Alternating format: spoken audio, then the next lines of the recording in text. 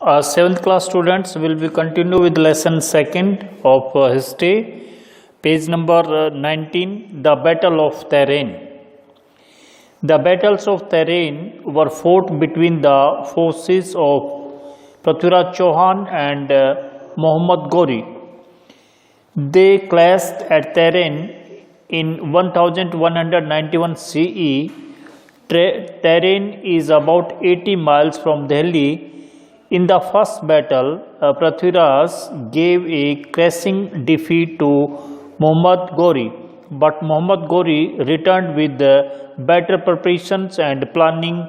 Within a year, Prithviraj Chauhan approached all the Rajas of northern India for their support to drive away the enemy. All agreed, but the most powerful Rajput ruler, Raja Jayachandra of Kannauj, however, stayed away. In 1192 CE, in the second battle of Tarain, Muhammad Ghori defeated Prithviraj Chauhan. With this victory, Muhammad Ghori became the master of Delhi area and eastern Rajasthan. In 1194 CE, Muhammad Ghori defeated Raja Jayachandra of Kannauj in the Battle of Chandwar. From 1192 CE to 1206 CE, the Turkish rule extended over the Ganga Yamuna Doab, Bihar and Bengal, but Muhammad Ghori did not stay here.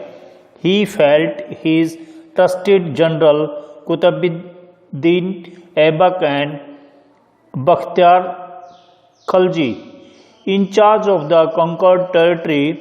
As fate would have it, Muhammad Ghori was assassinated on his way to Ganji. He is known as the founder of the Turkish rule in India. South India. Three important kingdoms were dominant in the south during this time: the Palwas, the Pandyas and the Cholas. These three were always struggling against each other for supremacy. The Palwas had become extremely powerful during the 7th and 8th centuries. They had their capital at Kanchi. They built many beautiful temples out of stone.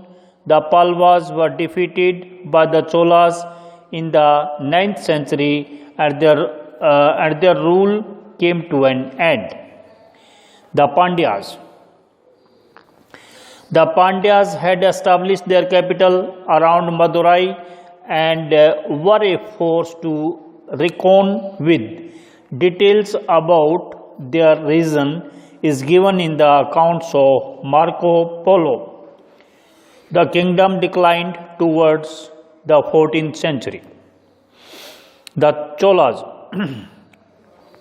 The Chola dynasty was a strong empire in South India between 800 and 1200 CE. The rulers of the dynasty were also known as the Imperial Cholas. Because of the powerful empire which they established in South India, they ruled in South India for nearly 4 centuries. Their capital was Tanjore, now called Thaneswar.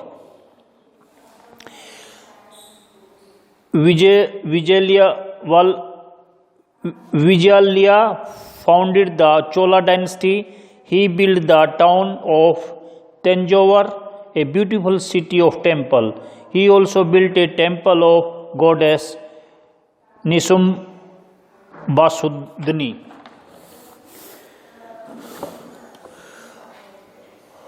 Raja Chola 985 to 1016 CE.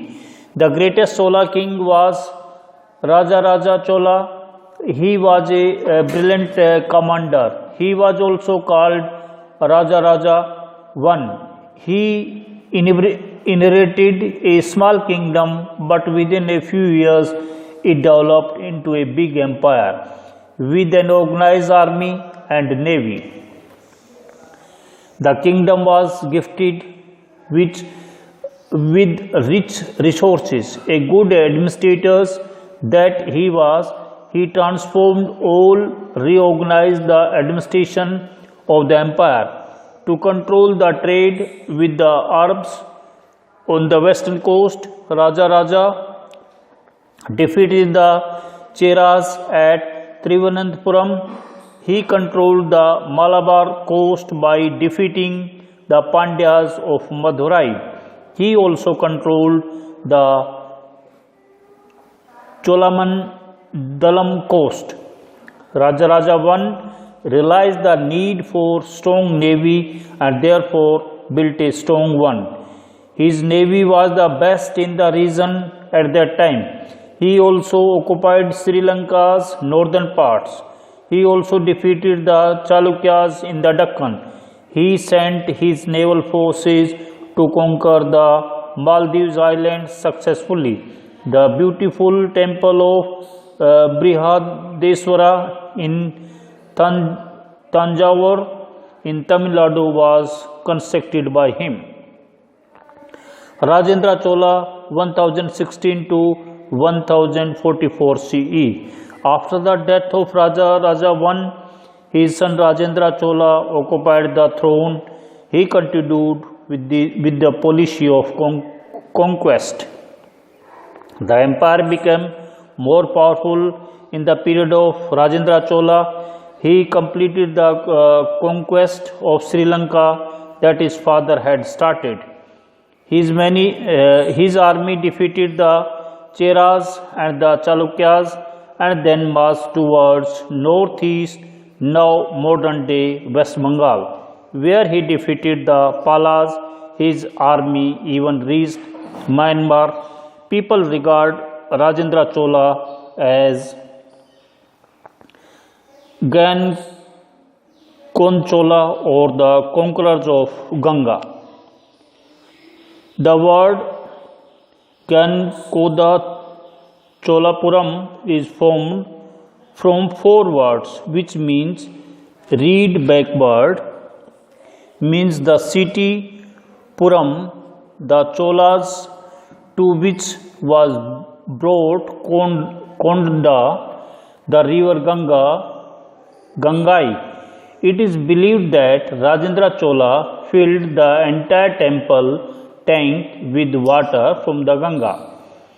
Rajendra Chola laid the foundation of new city Gangai Konda Cholapuram, and a special coronation ceremony was held to celebrate and honor his victory.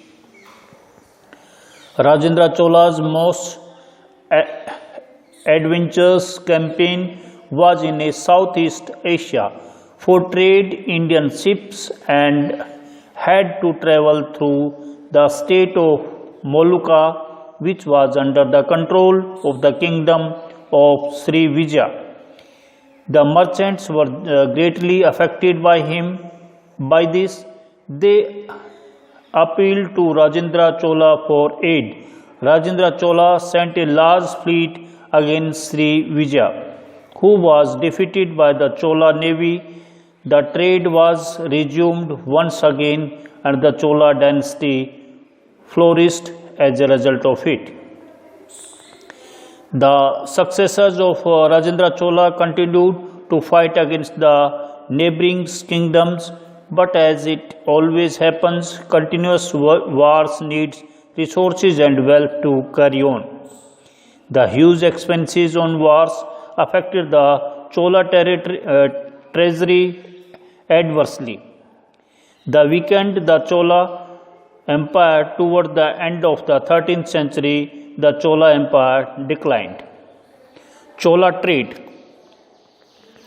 The traders during the Chola period dominated trade. There were 2 chief ports, Kaveri Pattanam and Nagapattinam. Merchants arrived there from Southeast Asia and China. Evidence proves that even Yavanas Greeks visited the city in order to trade. Trade guilds were established. The profits from trade were used for the development of agriculture. Cholas carried on trade with China also.